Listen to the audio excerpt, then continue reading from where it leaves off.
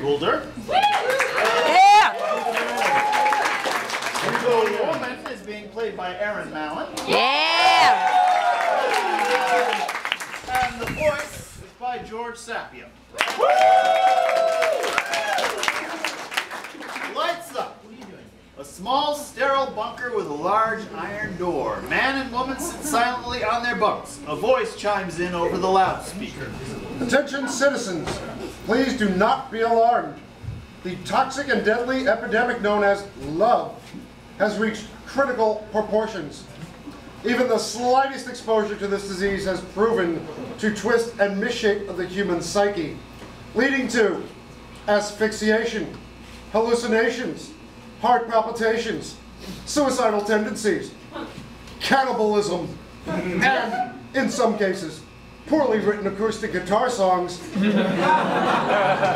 and painfully needy status updates. For your own safety, remain in your quarantine bunkers. Your government-issued personal loneliness and celibacy ensuring non-toxicity apparatus or placenta rations will be arriving shortly to prevent the spread of the disease. I am so glad I'm in this quarantine with you and that we are both completely on the same page about the horrific dangers of love. Right. 2 packages drop into the bunker from a chute in the wall. Man and woman pick them up, finding their respective packages. That was yours. So, these packages are supposed to help us stay single, self-occupied, and keep us from falling in love, right? That's what the president said. Hope mine's a picture of every woman who's ever shattered my heart. I hope mine's a picture of an uncircumcised penis. What? They look like some mutated low-budget horror movie monster running down the street trying to take over Tokyo. Let's just open them. They open the packages. Dungeons and Dragons!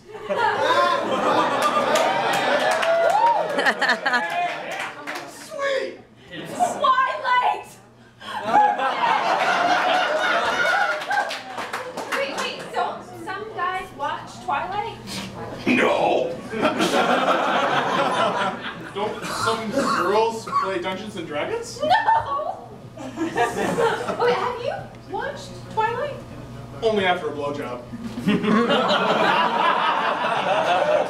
Have you ever played D&D? Only after a blowjob. You know, this is actually kind of genius. I can watch Twilight over and over again with the soothing comfort that no man will ever compare to Edward Cullen. I mean, that intense jawline, that chivalrous gesture, the soul-searching eye stares, the customized peacoat. Right. That, and I would never, ever sleep with someone who still plays Dungeons and Dragons in their 30s. Ever. Hey, put down your haterade for a second. D&D is kind of awesome. It's a game for unsociable nerds. Like, what is it about? Dragons? And dungeons! If you would call Dungeons and chivalrous vampires, maybe. You know what would have made Twilight better? Dragons. And dungeons. Well, I guess the president really knows what he's doing with these placenta packages. With these tools, there's no way that either of us could ever find love or be attracted to the opposite sex. Yay, placenta! Yeah, who's never gonna fall in love? I'm just gonna watch Twilight every single moment. Yeah! And I'm gonna play D&D every day and never get sick of it. I can literally watch Twilight every day, around the clock, alone, and feel happy about myself. Yeah! And I can play D&D every day around the clock by myself and feel totally awesome about my life choices. They both turn to their respective activities. Man sets up the board game. Woman puts Twilight in the DVD player.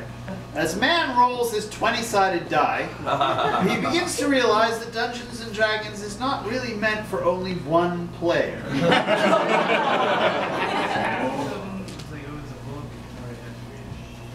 You know, I I never thought about it. This game is really meant for more than one player. And? Well, I was thinking that maybe after you're done with your film, I could maybe teach you how to play. That sounds almost worse than when Summit replaced Victoria's actress for no reason with Bryce Dallas Howard. Stupid. It's really not as bad as you think. Why would I want to do that? This is the scene where Bella is riding on Edward's back through the forest and up the trees and shit. I was just thinking it might be a good way to pass the time. You know, until the government finds a cure for this love epidemic. No.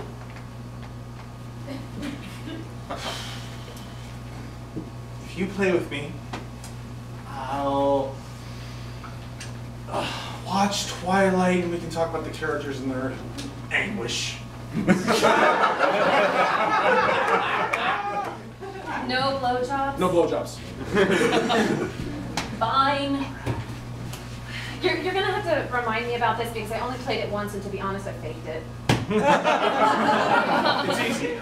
First, you roll the dice. He hands her the dice, but it falls to the floor. They both reach for it, their hands joining around it at the same time.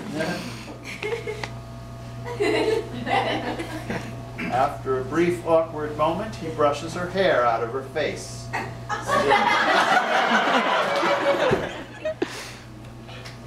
Thanks, that's just what Edward would do. Oh my god, you're infected! I am? You have it! I am? Yes, no guy would ever move a girl's hair out of her face in a moment of unrestrained intimacy in the way she really wants a guy to, unless he's a vampire. Or he's in love. Oh my god! You haven't been out of the quarantine since the outbreak! Oh my god, it must be genetic. Are you saying I got it from my mother? Or your father. Oh my god! Oh my god! Oh no! I'm already infected! There's no hope for you!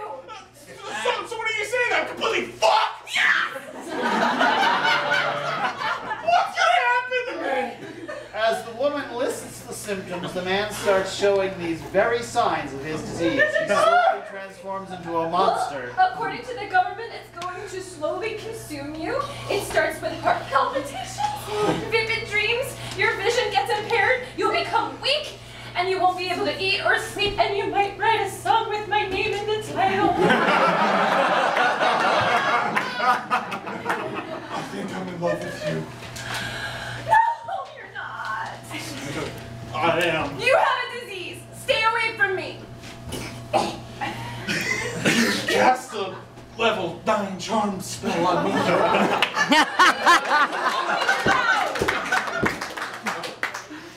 My heart used to have a +6 amount of binding. What does that even mean? You, my chaotic, good force nymph, and your mystical powers of love had shattered my defenses. How the fuck did I do that? I was sitting over here pretending to be Bella in Twilight, for God's sake. He gets down on one knee and offers her the 12-sided die. I want you to be my dungeon master. Get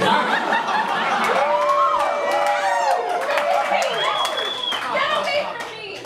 She tries to escape out the door, but it is locked. And so the lion fell in love with the lamb. Wait, what? Oh my god. And so the lion fell in love with the lamb? Just what Edward said to Bella. Edward from Twilight. Oh. Oh my god, you're just like him. Oh, I think I love you. What? I love you. I love you. I love you. I'm not scared of you, Edward. I would rather die than stay away from you. I dream about being with you forever. End of play.